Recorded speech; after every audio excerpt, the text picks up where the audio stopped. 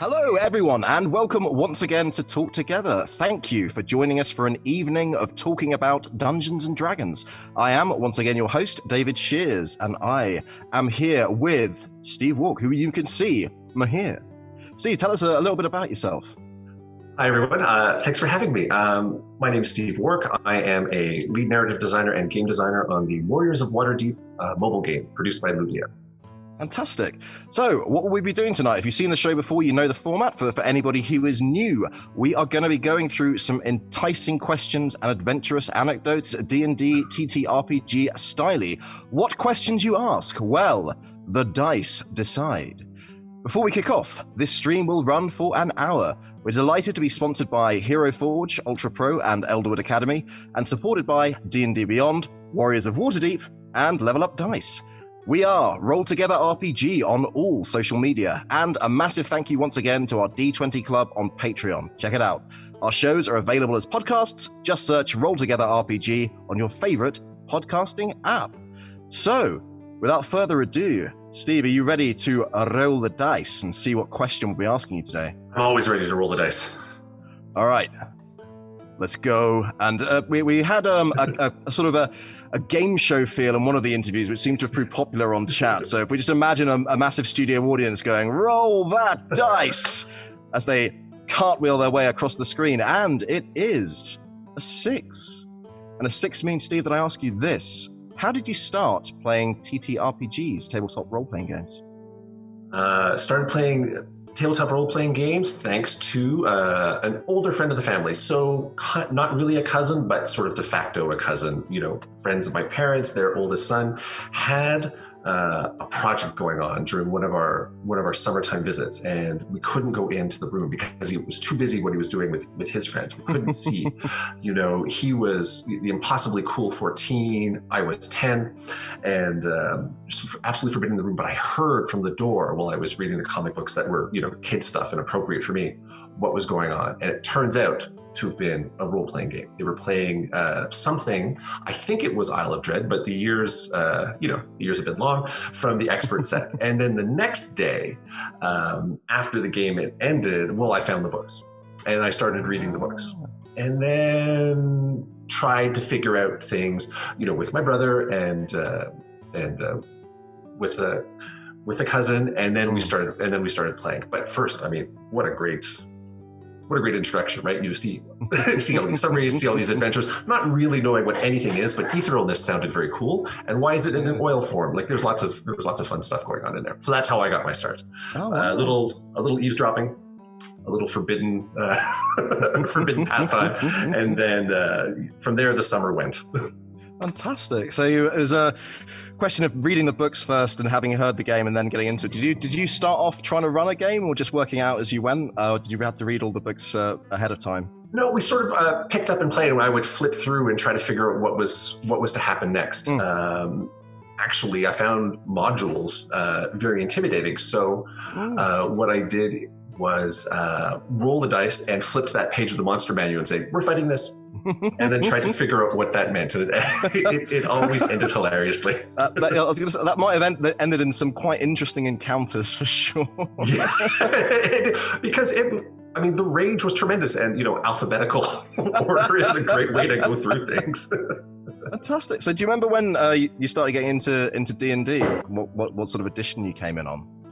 I came in with Advanced Dungeons and Dragons. Yeah. So, you know, after that first summer, it was, you know, the basic box sets, the basic and the expert, but then the hardcover, so the classic covers of the Monster Manual, Player's Handbook, and whatnot. Oh, fantastic. I can empathize to a degree, because my first experience was hearing my brother and his friends playing, and he was about 10 years older than I was. And that turned out to be AD&D as well.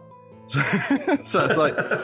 and again, similarly, reading the books and having absolutely no clue what was going on, finding the solo mission and playing through it. But then going through... it took me until 5th edition to actually come back and play with real people, though. Oh, really? Yeah, I was playing on the CRPGs, so I think the original Baldur's Gate was like 2.5 and then 3.5. Okay. And then basically not really understanding exactly what was going on, but playing through it and being like, I can cast spells. Amazing. Then finally getting to the point where started playing with Chris, whom we all know from Roll Together, who was very kind enough to explain the rules to me and tell me when I was getting something wrong, which is fantastic. So do you still play today? Do you have any active TTRPG games going on? Yeah, I have 2 active games going on. I have one, with my work colleagues. It's been going on. We've been playing through Storm King's Thunder, and we're on our 3rd year because it's a weekly lunchtime game, and then it's not always weekly, but it's always a lunchtime. So that's our basic unit, and we're very close to wrapping up that, and then deciding where we're going to go next. So the lunchtime game is one of my main games going on. The other one I have is a seasonal kids related game. I picked up the 5th edition starter set before a camping trip with the family, and I thought we're going to have a couple of days and it won't all be chopping firewood or burning things on the grill. So let's plan that for a rainy day, and it worked out terrifically because the set itself is very well laid out. I knew a little bit more about running it. I'm not intimidated by that module. And what was great is that the flaws and character behavior attributes and things like that were already included in the pre-generated character sheets really sparked something with the kids. For some reason, my older son played the wizard, and one of the attributes is that the wizard's journal is their most important possession. And so my son would advance narrate things. Dear diary, today the magic missile struck down 3 goblins. And I'm like, that's too many goblins. Okay, I have to invent another goblin to keep the story going. And we've been doing this, either every camping session or major holidays. So it's taking a while to go up, and it's been really fun watching the kids grow from like 10 to 17 as they're playing, the game, and their strategies have even changed session to session because there's been the lapse of time, and they figured out funnier things to do to goblins or whatever. The true coming of age will be when they finally say, Dad, I think it's time that I DM'd this session. Devoutly to be wished, yes. Waiting for those days. Do you prefer playing or running a game in general? I think I prefer playing in the game because I do like disconnecting from the responsibilities and having really focused role within the party, be it comedic or clerical, sure. And seeing how that comes to pass. And I am a big fan of a cursed magic item. Give me a magic item that compels me to do something, and then I find ways to work around that. I don't know why, but it's just something that I really enjoy. I can see why you and Chris would get on, because they are, it's certainly in the home game that we're playing, a massive fan of the cursed magic item. It gets to the point where it's like, there's some treasure. All right, what's the curse, Chris? There's always a catch. Yeah, absolutely. I mean, but it does make it fun. I totally agree with you. Exactly. Fantastic. Shall we roll the dice once more and see what they have? Yes, we shall. All right. So as that D20 makes its way across the screen, everybody holding their breath, eating a sausage roll, chanting, roll that dice. That is 13. This is an interesting one. I'm not sure we've had this before. The question is, what do dice mean to you? Wow. What do dice mean to me? Well, they mean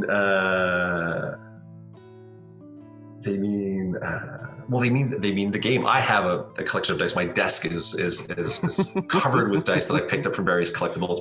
I just got in a shipment from Wormwood. I'm busy organizing them all the time. Yeah. Beautiful dice. So I live and die by the roll of the dice because I like throwing things to chance. I like that it abstracts out almost the responsibility for the game, right? We can say that there's accommodating misfortune or fortune is a big part of adventure, excitement, everyday life, and it just puts it in a more controlled environment. So the best stories I have to tell about Dungeons and Dragons almost inevitably deal with adapting to a very badly timed 1 or a really well timed 16. So, and you never really know what that looks like. So I've been collecting dice here and there and everywhere. Friends of mine have been gifting me with dice. I am infamously bad at rolling well, whatever the circumstances are. So one's at the worst possible times from board games or from tabletop role-playing games. One of my friends gifted me with a set of Coplow D6s that are tricked out to always roll 6s, except mine, one of them rolls a 4. So I can't even get my cheating dice to roll properly for me. It's great. That is a cursed item right there. Right there, it's like, no. It comes through and I'm like, my character attributes are going to be, well, I guess 16. 16. 16. It's not rolling badly for sure. It's a way of getting one under the table as well, because if it was all 18s, it would look suspicious. But a consistent throw of 16s, that's just luck. That's just. So do you ever use like a certain set of dice for a particular character, or are you a fan of the dice jail? Because people have all sorts of superstitions around dice. Okay, so the cruelest I've ever been with the dice has not actually been in a role-playing game, because they're friendly, they have their own stories. But I used to play back in the day the Warlords of the Accordlands collectible card game, which was from Alderac Entertainment, and it was very strongly D20 system flavored. In fact, they would say that it's the game that you already know how to play, because it was very openly armor class, hit points, attack rolls, D20s for everything. So you roll the D20 for resolving every combat roll and skill checks and things like that. And so when those dice would fail me, well, they ended up in the sewer grates. Like if it was a really bad tournament night, I'd be like, no, get rid of them. So well beyond dice jail. Like you had one evening to let me down, and that was dice exile. Dice exile. Go somewhere else. But in general, if there's a new campaign, I like to have a new set of dice. Yeah, it just feels like it's the way to go. I totally agree. I've enjoyed the way that technology has allowed us to use the online dice rollers. Although bizarrely and with no logical reason, I feel if I have the dice in my hands, that I somehow have more control over the outcome. Exactly. Like, it makes no difference. But yeah, I mean, why do we take chance so personally? But we do. Well, that's a very good point. Because it's out to get me. That's why, Steve. Yeah. Chance. All right, fantastic. Well, let us roll the dice once more and see what is on the table. Okay. This is a 1, which in ordinary circumstances would be bad, but in this case, it's going to allow us to get slightly anecdotal. And the question is, what is your most epic character moment? Most epic character moment. Okay, it comes back to dice, though. Okay. Here's the setup. I'd like to tie things in, yeah, sure. To tie things in. So it was a lunchtime game at the office. I was playing a human ranger, and we were trying to figure out with the party how to sneak into a Minotaur encampment, and we did the old prisoners gambit thing. So the Minotaurs weren't the perimeter guards. The perimeter guards were orcs. So I used a little disguise self with the help of the party, and disguised myself as an orc, and I took our halfling sorcerer, who was the only person that spoke orc, with me as the prisoner, and who had telepathy, because I didn't speak orc. So what happened is the halfling would interpret the guards speak and then telepathically tell me how to enunciate. So the TM thought this was hilarious and said, Steve, you roll performance checks. And Matt, the halfling, you roll, deception checks as appropriate. And we did this, and 3 times in a row, we rolled the same number. So some of them were fails and some of them were successes, but because they were always the same, we were so perfectly in sync that the DM said, okay, rule of cool, that you get through. So wow. So that's my personal epic character moment. It's a bit of teamwork and a bit of like improbable D20. And the odds on that, the mathematics. I'm sure there's some people will be able to work it out. I just want to ask you what the lottery numbers are. Fantastic. I love this idea as well, that having the slight delay between the prisoner relaying it to you, that the guards might would think you had some sort of regional accent. It's just like, it's an unusual quality coming through. Well, that's brilliant. So did you get the prisoner out? Well, I've got the prisoner, in, and then yes, we were able to rescue and then set, a shocking number of 10 fires on it to cover our escape. Just mission accomplished. Sometimes you need a bit of telepathy and subterfuge. Sometimes you got to set fire to some tents, right? Yep, a little pyrokinetics does the trick. We've all been there. Come on. Who am I, guys? Amazing. Okay, well, let us roll the dice once more. And coming off the back of that epic anecdote, we have 15. 15 means I ask you this, Steve, and only this. Where do you start when making a character? where do I start with? I'm a classic 46 drop lowest on a one-shot game. I'll do 3d6 in order just to see where it all comes from for starting with that. And then I like the puzzle solving. Okay, what can I do with this set of attributes? But nowadays it's what the party needs. Yeah. Basically, so like, okay, so we're talking about it, healer, caster, how crazy are we going to be? And then I'll do the race class combo for the visual, and then go in and then go into the abilities. I try to have the hook, for the character, for whatever the occasion calls for. But I like tournament play. I like being surprised and adapting to the character that's presented to me, or to what the dice, sort of compel me to take, unless there's a broad theme about it. Like everybody's a patron at this bar, or is part of the staff of this bar, and it's the bar staff that goes off adventuring. I'm like, oh, okay, well, that's a framework I can work with. That's a good synergy hook there as well, because it always that sort of thing solves the issue of why are we all traveling together? Oh yes. And how do we all know each other? So having that sort of what do you mean by tournament play? Because I imagine there's a few watchers who won't necessarily understand what that is. So I've gone to a couple of gaming conventions. I've made the trek to Gen Con a couple of years, and so sometimes what they have are these 4-hour organized play tournaments. Sometimes they're part of a structure where points can be earned, and you can for exceptional play or surviving or whatever. And sometimes it's just casual. Here is a 4-hour block of time. We've prepared character sheets for you. It's very much, like how I started off the campaign with the kids. Here you go. Be the best kobold fighter you can be. And I'm like, yes, reporting for duty. Let me see what I can do with this. And that's how that works. So I really like those surprises, because all the rules, but I don't like falling into the same patterns of play. I don't want to have a Steve style character. Yeah. So, so to speak, I'd like to try to change it. Now, sometimes I rely very heavily on the curse items to get me out of that, But otherwise, just start me off at a different point and I'll run.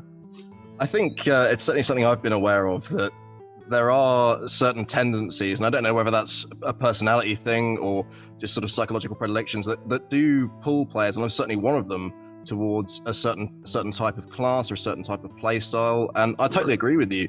One of the most fun experiences I ever had was when Chris just presented me with a character that they'd made, which I mentioned briefly before, but my lizard folk druid, who was high level but with an intelligence of 6, which is a character I would never have made on my own, but had an absolute blast playing it. So I totally see just being given with something and then having to play it to the best of your ability, and then just the hijinks that ensue. Like, it's just a lot of fun in that respect.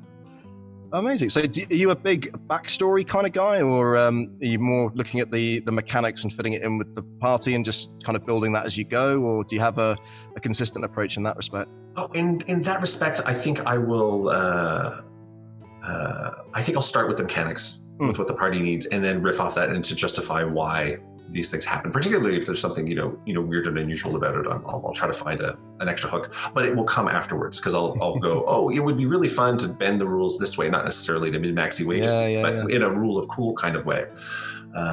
So my kobold fighter experience, I decided that I wanted to play a little. I wanted to play a tiny Napoleon. I wanted to play a commandos. Fantastic. Nate Polyarm. So trained up to use halberds, but accepted that I would never roll with advantage ever again. I just used all my feats to counteract the disadvantage that using this ridiculous weapon would cause, and it would be a lot of fun. That was the mechanical objective, and then I crafted a story, behind it, because the other players or the characters were like, but why? Why are you doing this? There has to be some reason. There has to be something. You're not giving yourself advantage? No, I'm mitigating the disadvantage and having a lot. Rolling 2 dice is rolling 2 dice. Yeah. I mean, but when it comes down to it, if you have that mentality, so you just shift your goalposts, right? Absolutely. Yeah. Plus the visual alone is such that it's totally worth the disadvantage. Just like, where's the new party member? Oh, just over there. What, behind the halberd? Steps out of, but he brings his own shadow to step out of dramatically. It's great. Just imagining a kobold voice as well, like It is time to meet your doom. yeah, okay. Oh dear. So I'm By stealing that. very visually brained person. Just this image, I find that absolutely hilarious. Okay, brilliant. All right, so that's how you begin with characters, but this next question may tax you both literally and figuratively. We shall find out in but one moment while the suspense builds. Oh, okay. Okay. Okay. It's a 14. It's a 14. Okay. So, Steve, what's the funniest moment you've experienced in game? The funniest moment. Funniest moment I've experienced in game. Oh, when did it all go wrong? Okay, so grimly funny, but I think pretty funny. Spoiler shield for people in the audience. This is from the Out of the Abyss campaign, where we're all traveling in the Underdark for various reasons, and we come across a cult that has a ritual that creates a whole bunch of two-headed monsters a la Demogorgon. This is very cool. We come across a Darrow who just betrayed us to a group of the cultists, and we escaped the cultist trap.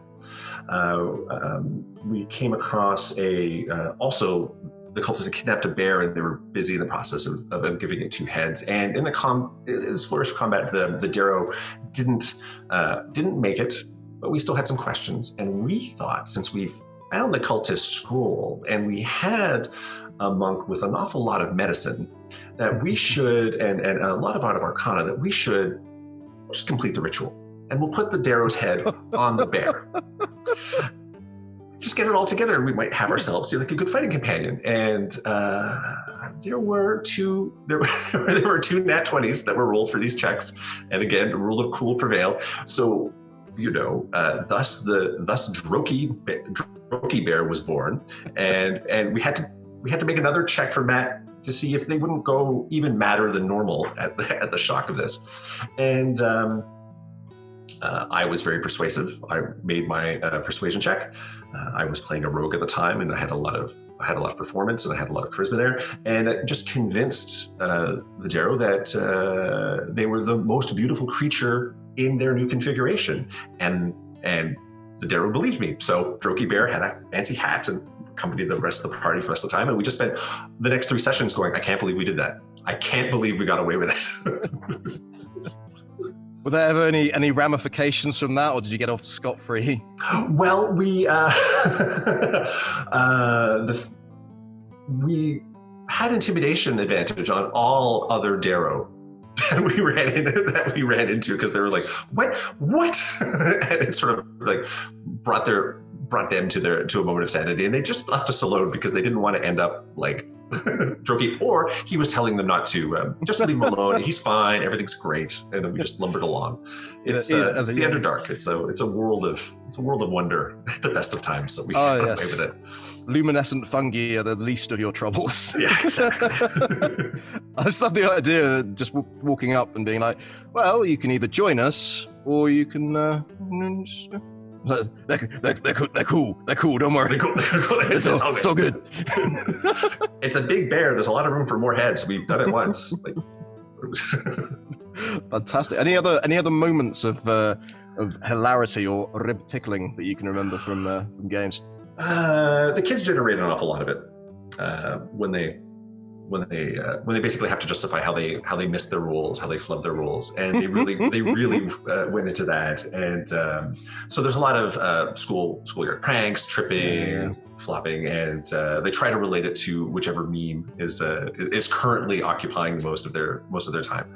So that's just where I'm like, I think I understand that reference, but I'm the dad, so maybe I'm not supposed to. That's how you stay up with the zeitgeist, right? Yeah. Just meme interpreting.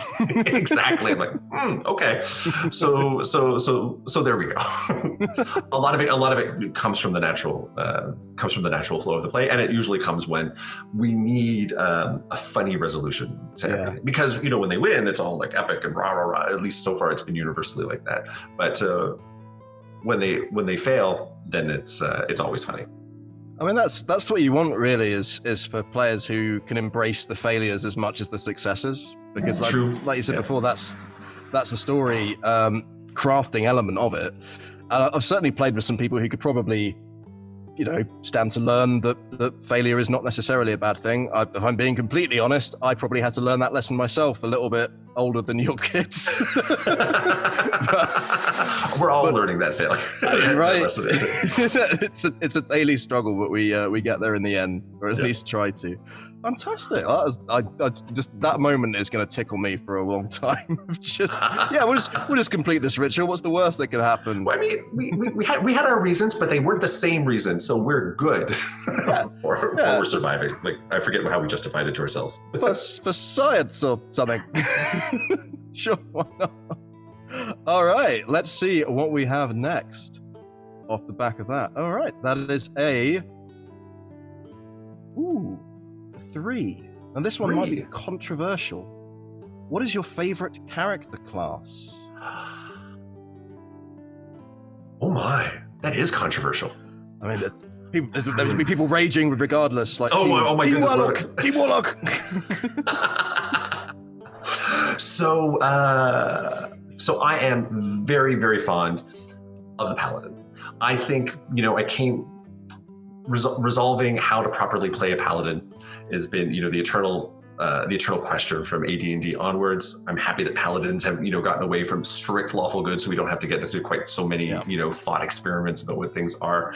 But the Paladin just has a good mix of supporting the party for whatever the reasons they have, and yet being able to, step into the middle of the fray and hold things back.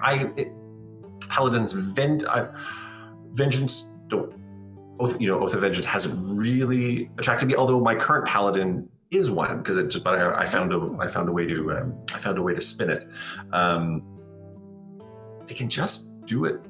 They can just do it all in the clerical fighting range.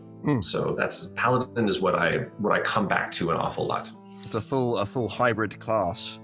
Now, you said you've been trying to work out how to properly play a Paladin. I want to push you on that a little bit. Yeah, sure. So in your view, how does one properly play a Paladin? These are the questions that I want to avoid by having a variety of Paladins, so I can try a little bit of each one. So from the start, there were always these articles of like, lawful good, really lawful good, but you're all murder hobos. Really, are you lawful good? Like, how do you play that? So sometimes I play them like video game producers.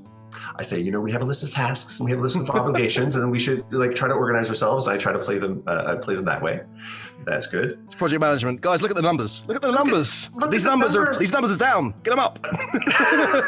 We need our burn down. we need our burn through rate to be changed. We're running out of runway. Oh my goodness, the mission. Sometimes I play them like that. Sometimes I've actually played one like my girlfriend, who is a building inspector, and I decided that the best avenue for justice. This was this was the avenue was proper municipal housing and adherence to the building codes. And I was very angry when giants would set fire to the thatched roofs. And I was like, okay, but we've put out the fires, but obviously slate would have been the better option. So let's organize can we have a committee? No, committees are too far, but let's go talk.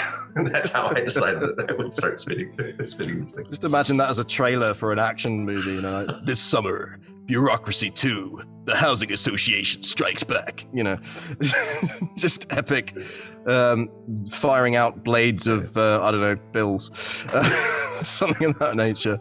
The reason I ask, I have a t-shirt that fervently proclaims lawful good is not lawful nice. And I totally agree with you that originally I found Paladins being way too restrictive to play, because if you stepped outside of, certainly when alignment was more of a thing, if you stepped outside of a certain decision, it wasn't necessarily what you felt as a character, it was more a kind of a GM arbitrary decision of like, well, actually I think that's outside of your oath, if you like, or your thing. Sure. I hope your Oath of Vengeance Paladin goes better than mine. Mine ended up being turned into a Drider and then carried through a portal to the abyss. So it's a low bar. Oh my! Yes, I do want to hear the rest of that story. Very simply, I created a paladin to be like a Jack Bauer. I.e., I am in service to the state, and I'll do what it takes to get the answers that I need. It turns out what it took to get the answers that I need was viewed by certain people as being a bit evil and morally questionable. Sure. Long story short, ended up being transported to hell, drew a card from the deck of many things, incurred Lolth's enmity for all time, Oh my goodness. swore myself to Lolth service, became an Oathbreaker paladin, failed a save and got turned into a Drider, and then sucked back through to... So it was justifiable, I think. I really did bring it upon myself. I think so. I think you could trace that decision chain. So I can say with all feeling, Steve, I hope that doesn't happen to you. Me too. I will make. They'll be the finest castles and parapets. Finest. I won't worry about it. Just imagine this sort of Christmas Carol moment where it's like, I am the ghost of paladins past. Avoid my fate. Okay, let us see then. Having democratically weaved our way through the political minefield that is class favoritism. Ooh, this is 10. This is interesting to people who DM and play, because the question is, what do you like in a DM? Oh, what do I like in a DM? Oh my goodness. So what I like a DM who checks in. I like a DM who just who has the how do I start? So the DM who checks in with the players and lets them interpret their own rules, but also provides a setup when they do their own interpretations of outcomes, and establishes a mood, and then checks with us so we have these so we can all sort of fit in and play along, break the rules, break the mood as appropriate. I like a DM who has fun. I want a DM that's not adversarial but is having fun, like building it all up. Fun. I like a DM that has fun, because of the ones that feel like project management, that's the job that feels like project management. But this would be really fun too. It's good to know that the DM is playing with in the same sandbox, and it's not it's not adversarial. It's not like they're trying to get the players, but watch them do the things that they want to do, gently guide them towards perhaps safer outcomes or other outcomes, but letting it go and then adapting it the same way. So that's definitely what I like to see in a DM. It's that that immortal contribution of, are you sure you want to do that? Are you okay? We have to. You can. I'm going to be rolling a lot of dice over here if that happens. And let me remind you about your bless. DMs who do that, worth their weight in gold. My goodness. Absolutely.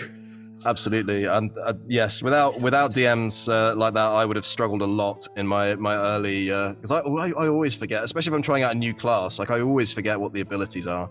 Sure. So having that little reminder, it's an interesting balance that has to be struck right between challenging the party and also wanting them to succeed.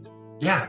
And I think I'm so impressed by the people who strike it correctly, And is there any difference, like when you're playing, do you like to be challenged more, or do you, when you're DMing, do you try and take these things on board, or is it just a question of who you got at the table in terms of how you would approach that? It's awfully a question of who you had at the table. So my greatest DMing failure, my greatest DMing moment for this, again, with the kids game, I was really excited to lead them to their first dragon encounter. And they were really excited to fight their first dragon. And this just went badly. This was a mistake. I paused the dragon's actions. I made the other minions give speeches. I rolled dice to figure out who the dragon would target, ignoring possible play. And then I decided I really wanted them to run away. I really wanted them to leave. And they were dead set on doing their tricks with the dragon. Either trying to persuade them or trying to outgun them. So I took the dice out from behind the screen, and I started rolling, saying, okay, so this is how it's happening now. I just want you to see that, okay, so this is the target dice, so that's why I'm attacking the cleric for the second time in the row. It wasn't that, and these are the rules. How do you feel? What do you think is your best option? And then eventually they got it, but I had to like be perfectly transparent with the dice rolling to show that I wasn't fudging the important rules. Yeah. It was just falling, and then to get them to feel that the sense of danger, because before that it had all been like super fun, funny voices, role play, and the successes, even if the failures were very, very mild, and the successes all felt very cinematic. But this was a case where, well, okay, this is dangerous. We're going to have to plan things out. And so we had 2 out of the party 4, 2 survived enough to pick up their compatriots and run away. And thankfully, one of the brigands that had sort of fallen by the wayside had enough diamonds on them to take back to the local. What are the odds? Local temple. What are the odds? Who did that? That was actually in the book. I just made sure that they found them. That's good. Okay, so this is how you find these, grab those at the same time. Or actually, it was when you pick up the fallen rogue. She had her hand already around the diamond pouch. She had almost succeeded before the dragon's breath got her. So pick her up, go, and then and then we'll see what happens next time if they decide to go back or if they decide to circumvent. I'm very eager with that. But I was like, I shouldn't have forced it. I should have maybe set up manage the expectations before. It was really fun, but I was like, am I going to total party kill the family? I don't want to. And yet they'll be mad at me if I cheated. So I had to figure out how to set up those signs. It's very much the sort of Skiller and Charybdis, oh no, hello, rock and hard place. Exactly. So here we find ourselves, I suppose, or record scratch. I guess you're wondering how I found myself here. Buckley's Hallelujah playing in the background in a minor key. Fantastic. So what was the fallout from that? Did they appreciate the kind of near-death experience, or just be quite surprised by the tonal shift from late night comedy to horror movie? So what they did was discussed amongst themselves what they could have done better. I mean, one of the things that happened is, you're at the table, and sort of the off the table rivalries come to play in the table, and they're playing it with jokes. It's like, we had a cleric that didn't like healing people. That was part of the established character. It was like, maybe this is the time that you overcome your dislike of healing people in the middle of combat. So, but they talked about strategies afterward, over lunch afterwards. So that was really cool. And I don't know what their plans are for the future. They're happy that everybody's back and in order, and maybe they'll skip that part of the map and go on to their next quest. Hey, a valuable lesson could have been instilled there. And hey, you avoided the TPK. You didn't TPK the whole family. I'm so glad. I would have never lived it down. It's very much the worst case scenario of the DMing sort of pantheon. This is fine. Winning at Settlers of Catan is totally fine. That's okay. It's a different set of rules, but this one, ooh. You avoided the frosty car journeys, so I'm glad that worked out for you.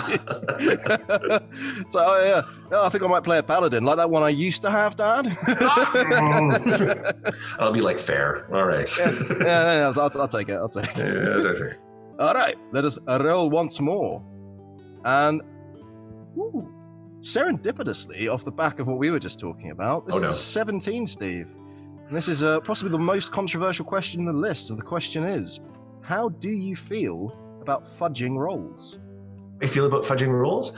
I am all for fudging rolls. I am all for it where it doesn't make dramatic sense to be really, really roll by roll. So usually it's mass combat.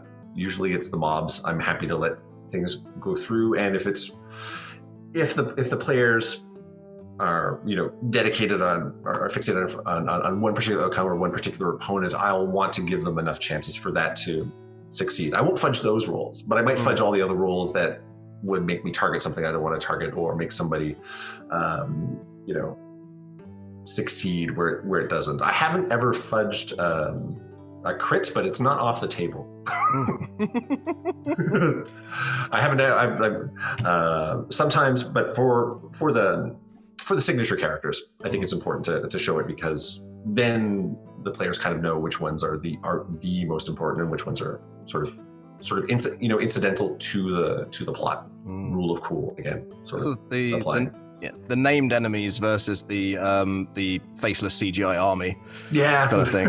I'm kind of imagining it a bit like a action movie director in terms of you've got all this fighting going on, but somehow if a player character wants to face off against someone, you end up with this sort of circle in the middle of the battle, and so they can have the duel. I was just, from a narrative point of view, tremendously interesting, rather than you kill faceless zombie 3 again. Cool. Do it really well, and we'll play with that. Maybe that's what you wanted to do, right? Because sometimes they want to show off or try out a new toy or a new spell. Interestingly, skill checks. I fudge almost all skill checks, except if there was and this is again cinematic, except for natural ones, natural 20s, which by rule have no impact. It's just you just add up modifiers. It's not supposed to matter. But also near misses matter a lot. So like if the target number is like a 12 and you roll an 11, that's I think dramatically more interesting than missing it by a lot. Like there doesn't seem to be a lot of difference, but there might be moments there that kind of inspire maybe just more interesting descriptions of climbing up the castle wall, and that's the loose brick, but you couldn't have known. But how do you recover? And it just prompts maybe out of combat something more interesting, or distracting the guard. Here's your chance to recover. Sometimes those near misses help spark the imagination, so you don't even the slow moments, right, still have their moments of tension. So another reason to pay different attention, not so much fudging, but pay different attention to the rolls. Sure. So using it more of a sort of a storytelling plot point. Exactly. Right? You might scrape your knee and take 1d4 or something if you've just missed it, or have an opportunity to save yourself as you plummet it down. Does somebody else in the party roll it, to try and that's quite interesting to me. It's just building off the back of that.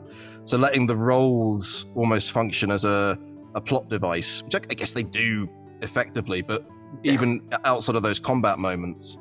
So did you ever do any of the old skill challenges, which are much less in vogue now, but used to be quite a big thing, as I recall?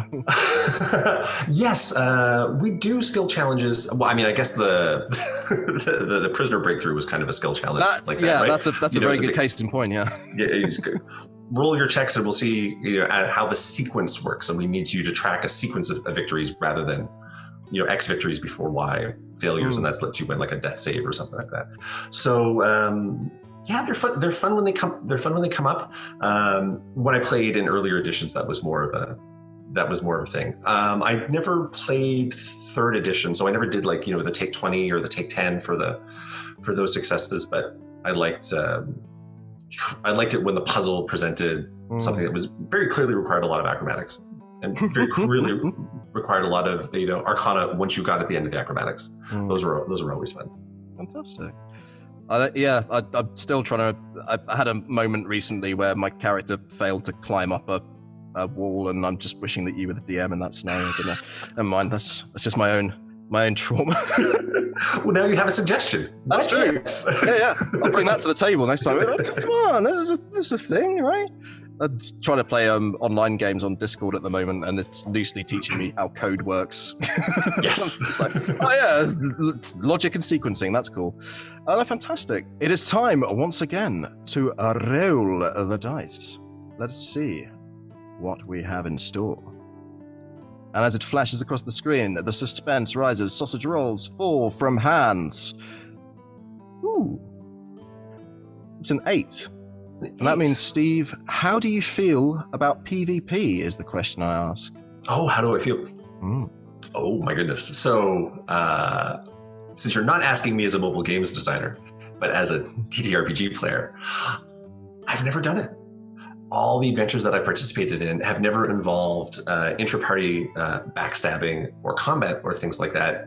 It's all been kind of rescue missions, natural disaster style stories. Whether the disaster is a landslide or a dragon, it amounts to the same thing. It's a united front going on, and any duels with the NPCs don't count because the DM is playing it. So there's a different thing going on. So I've never actually decided to have been in a game where there's been combat between the party members. But we have done skill checks. Like we have done, competitive dance offs because we want to be first to to win the hand that holds the safe key, so we can continue on our heist, things like that. But nothing like that. So conflict rather than combat.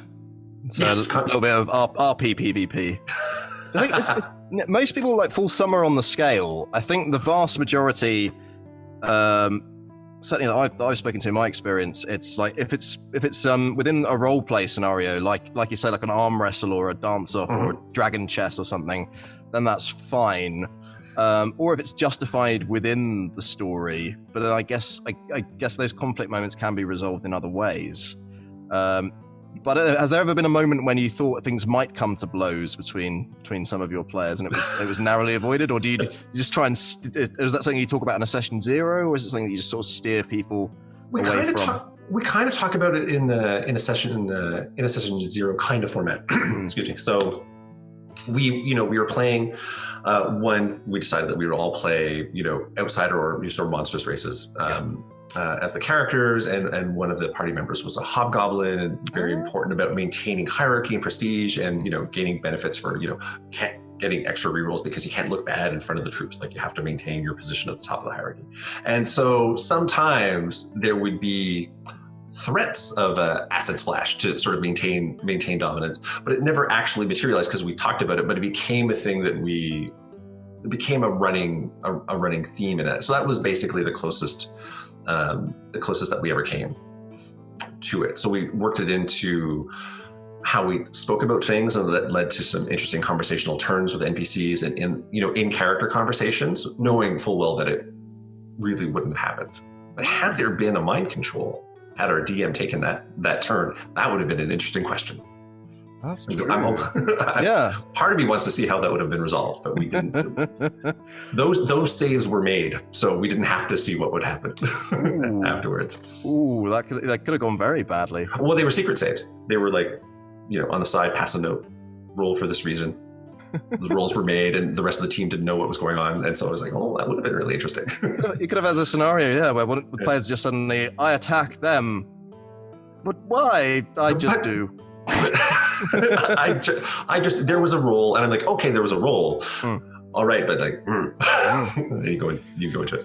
This is the campaign that we're playing in at the moment is replete with vampires and other types that can dominate or otherwise charm and so forth. So I'm living in constant dread that at some point one of our party members will be turned upon the others. It's just like, no, because I've seen the damage that the others can do as well. It's like, yes, party synergy is one thing, but self-preservation. Absolutely. We've got to consider these things. You have to. He was like, maybe leave the good sword at home. I mean, it's like, if we're not sure how this is going to turn out. And as a games designer, of course, I'm sure you're all about, PvP is a good thing. As a game designer, PvP opens up a lot of different avenues. As Warriors of Waterdeep has PvP in it, domination and mind control and turning party members against each other is really fun. It becomes another tool in the encounter toolbox to make up some fun experiments. So yeah, I'm for it, but that's a video game. It's different. Totally. There's like different feelings around it. Absolutely, yeah. It's more of that the direct combat rather than the interactive story interfering with party synergy. Although for my money, I love strategizing in a way to destroy people in the correct context. You're very convincing. I'm terrified now. Yes, well, it's the finger steepling, isn't it? It's just, isn't it though? And then the little dance, the little musicality of it all. That's the part that is just fun. If I had a mustache, I'd be twirling it, I tell you.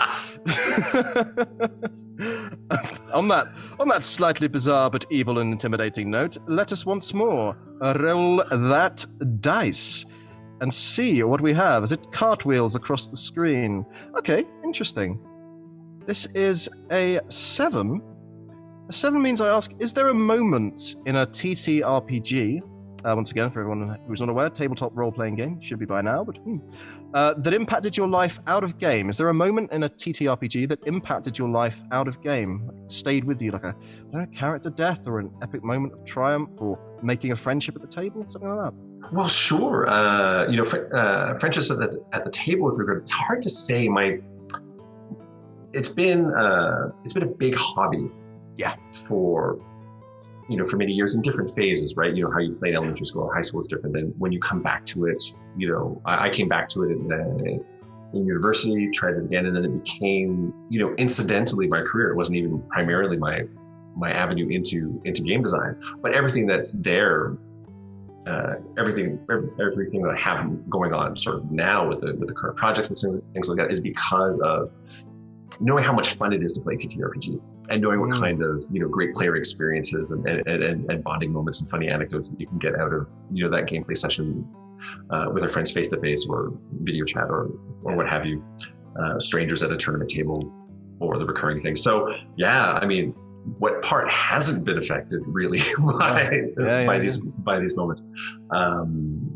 So that's a very, very general answer to it. Sort of like vaguely gestures and everything. Like everything has been affected by the TTRPGs. A different hobby would have led me down a different path, or like the path would have stayed the same, but the flavoring would have been certainly different. So, do you think that playing games such as D&D, I mean, to my mind, I mean, I guess any kind of interaction, but it increases, I guess, the ability to work with others. So that sort of social cohesion, that kind of tactical mathematical skills, a bit of lateral thinking sort of thing.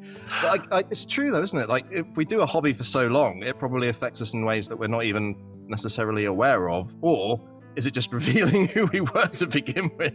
I mean, maybe. I think there's got to be a little bit of both in there too. Like you like it so much, so you do more of it, and then it becomes more of the thing that you like. So it's reinforcing in that way. Definitely a social gameplay. Definitely a great way to communicate.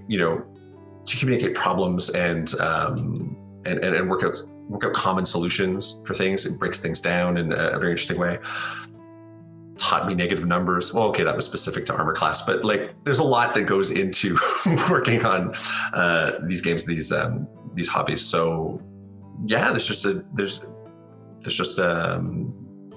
something fundamental about how it requires you to communicate and verbalize everything and be really creative and see how your creativity, affects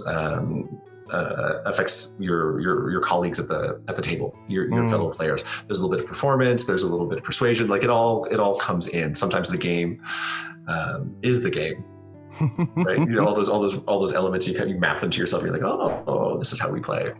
This is how it goes. Fantastic. By the way, is your work game competitive? Does somebody always like to be the main damage dealer or something like that? Only when it's funny. So there's never been a Legolas Gimli, like, that still only counts as one moment. Like we haven't done, that type of thing. But there's a character that is more than overjoyed if they get the final point of damage in. And so that's a fun element to always play with. And they're like, oh, you rolled too well that time. And so we talk about it, you talk about it that way. You stole that one from me. So that's the degree of competitiveness, but no like well-timed gust of wind to push somebody out of the way. No, this one's mine. Like that doesn't happen. Yeah, just remembering that. Yeah, still only counts as one. Yeah. Thanks, Gimli. That's brilliant. Yeah, I'm just sort of having in mind that social aspect of it, right? Because the two most important things that I think most people would agree on is like safety at the table, so making sure that everybody's having a good time, and then fun for everybody. And I'm glad you put the shout out there to DMs. DMs deserve fun too. DMs deserve fun. We're all at the table together, and it's not they're not the computer. Right? Yeah. They're not. Right? Exactly.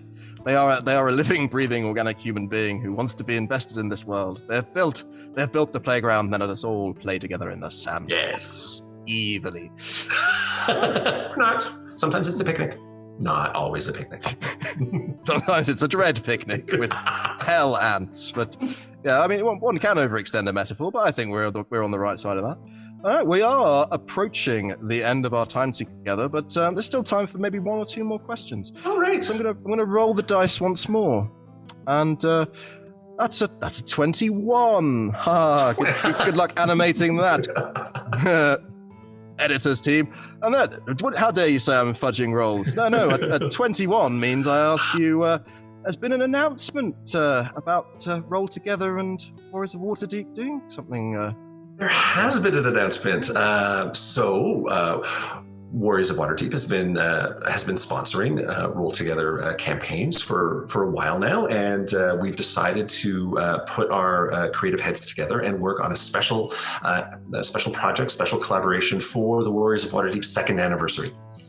So we've got teasers out in the wild, and we will be revealing more information in due course, in due time. But the 2nd anniversary of the game is the last week of May.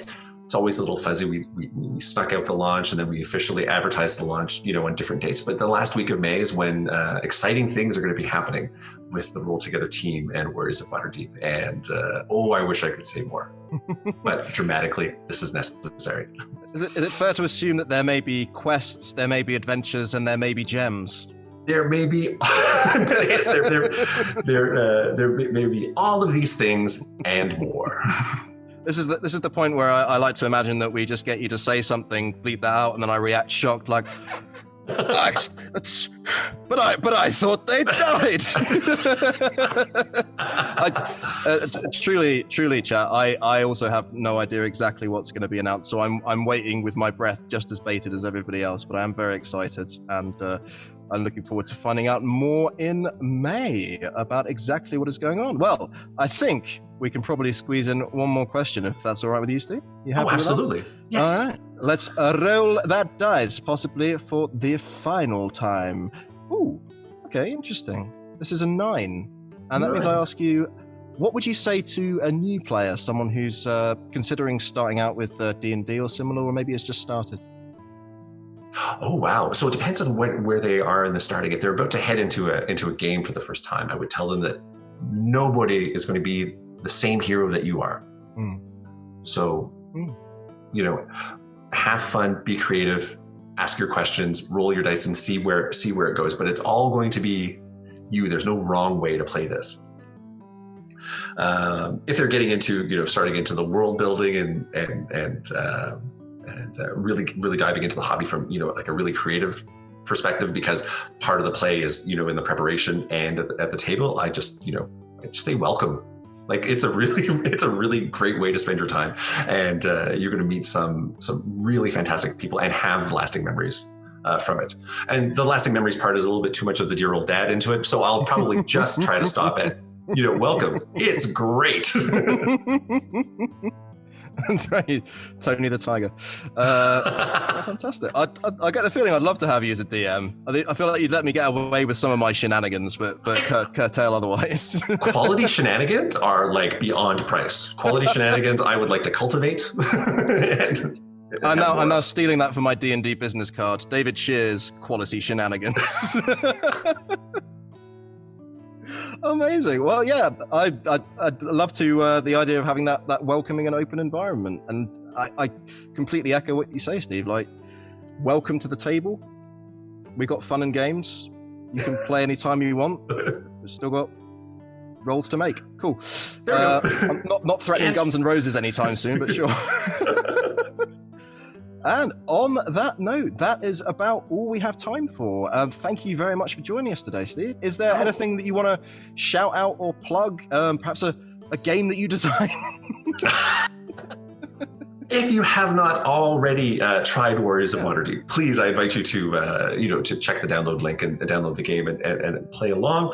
If you are currently playing Warriors of Waterdeep, thank you so much. The whole player community has been really, really collaborative, communicative. They like to share what they like, what they'd like to see more of, and things like that. So it's really helped build up a world around the window to which we have on our phones. So this has been really exciting to see over the past 2 years. So thank you very much for that.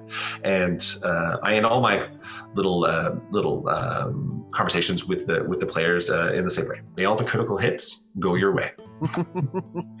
As the unofficial and unauthorized spokesperson of the player community, you're welcome. Thank you. On that note, thank you everyone for joining us and being part of the show. If you enjoyed us, we stream every Saturday from 6 p.m. to 7 p.m. GMT and stream D&D games on Mondays and Tuesdays. On Mondays from 6 p.m. to 9 p.m. GMT, we stream Gloom Falls on Baldur's Gate, and on Tuesdays we are currently streaming Escape from Carceri, DM'd by our very own Niall Ishak. All of our shows stream at twitch.tv/rolltogetherrpg, and there's a YouTube link in chat. And don't forget, you can also enjoy us as a podcast. Many thanks again to Steve, to our D20 Club on Patreon, check it out, all of our sponsors and supporters, and stay classy at the table. See you next time.